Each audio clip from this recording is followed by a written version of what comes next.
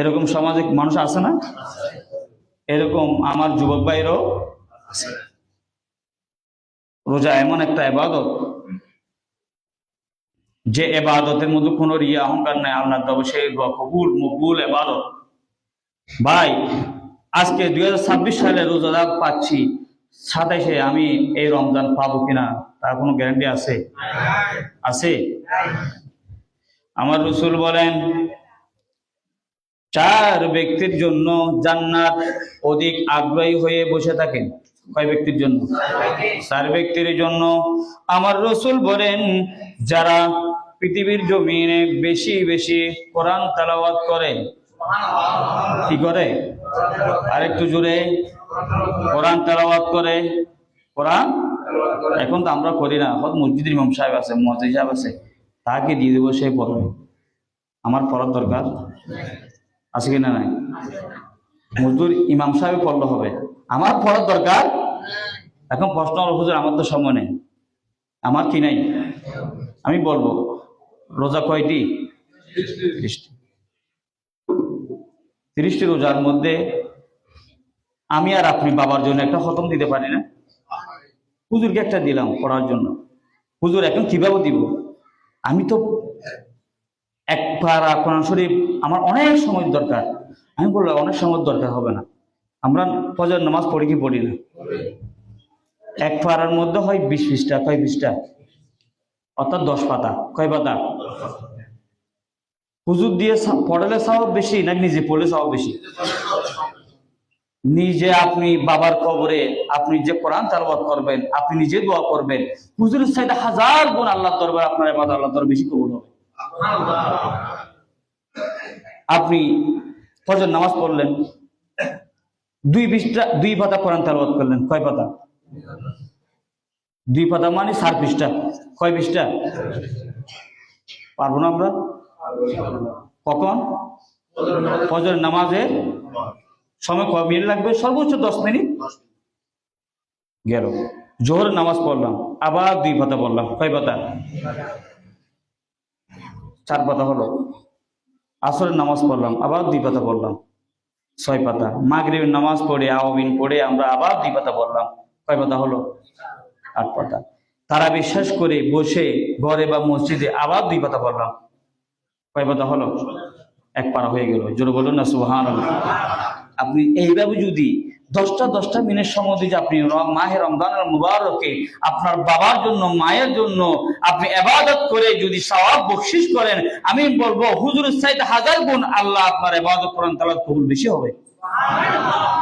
দরকার আছে কিনা? নাই। আমার রাসূল বলেন, যারা পৃথিবীর জমিনে বেশি বেশি কোরআন তেলাওয়াত করে, আল্লাহ স্পেশাল ইমানদারের জন্য জান্নাত রেখেছেন। ওই জান্নাত তাদেরকে ডাকে। জান্নাত কাদেরকে ডাকে? দ্বিতীয় নম্বর, আমার রাসূল বলেন, যারা মাহে রমজানুল মুবারকে জিহ্বাকে হেফাজত করে। জিহ্বা কি করে? আরেকটু যদি বলো না, জিহ্বা কি করে? রোজা রাখলাম, রোজা রাখার পর নামাজ পড়ে বের হলাম, তারাবি পড়ে বের হলাম, মানুষের সমালোচনা করলাম, হাবস সাহেব এটা ভালো না, অমুক ব্যক্তি তেমন একটা সুবিধা না, অমুকের ছেলে কি হয়েছে, এরকম হয়েছে, এগুলো আমাদের কি করতে হবে? পরিহার। রোজা রেখে ফজর নামাজ পড়ে, জোহর নামাজ পড়ে, আসর নামাজ পড়ে মানুষের সমালোচনা করা যাবে? আমার রাসূল বলেন, যারা রোজা রেখে জিহ্বা হেফাজত করেছেন, মানুষের সমালোচনাতে বিরত থেকেছেন, আমার রাসূল বলেন ওই সমস্ত বান্দাদের জন্য জান্নাত অধিক আগ্রহী। 3 নম্বর, আমার রাসূল বলেন, যারা পৃথিবীর জমিনে ক্ষুধার্ত, খাবার খেতে পারছে না, রমজানের মধ্যে আপনি ভালো খাবার দিয়ে ইফতারি করলেন, ভালো খাবার দিয়ে সেহরি খেলেন, আপনার প্রতিবেশী, আপনার পাড়ার ভিতর, আপনার পাড়ার প্রতিবেশী সমাজে মহল্লায় সে ভালো খাবার দিয়ে ইফতার করতে পারে না, ভালো খাবার দিয়ে সেহরি খেতে পারে না, আপনি ক্ষুধার্ত ব্যক্তিদেরকে একটু ভালো খাবার তুলে দিলেন, আমার রাসূল বলেন ওই সমস্ত বান্দাদের জন্য জান্নাত আগ্রহী। 4 নম্বর, আমার রাসূল বলেন, যারা মাহে রমজানুল মুবারকে 30টি রোজা পালন করবে, আমার রসুল বলেন জান্নাত তাদেরকে ডাকতে থাকে। জোরে বলুন না সুবহানাল্লাহ। আল্লাহুম্মা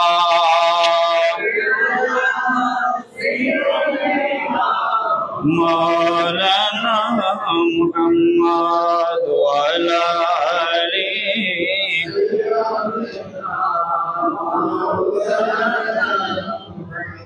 আরশের নিচে সিজদায় পড়ে কান্দেন নবী জারে জার, মাফ করে দাও ও গো আল্লাহ উম্মত আমার গুনেহগার।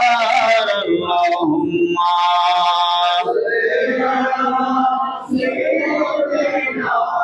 মাওলানা মুহাম্মদ ওয়া আলা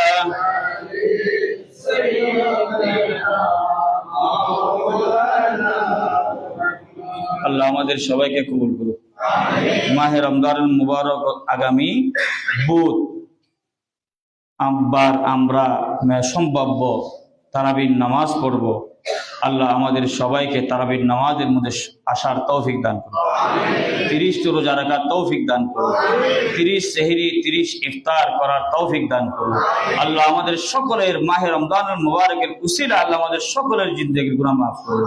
যারা কবরবাসী শুয়ে আছেন, আমাদের মা বাবা দাদা দাদির নানানি, আল্লাহ তাদের কবর কিয়ামত পর্যন্ত মাফ করুন। ওয়া আখিরু দাওয়ানা আলহামদুলিল্লাহি রাব্বিল আলামিন।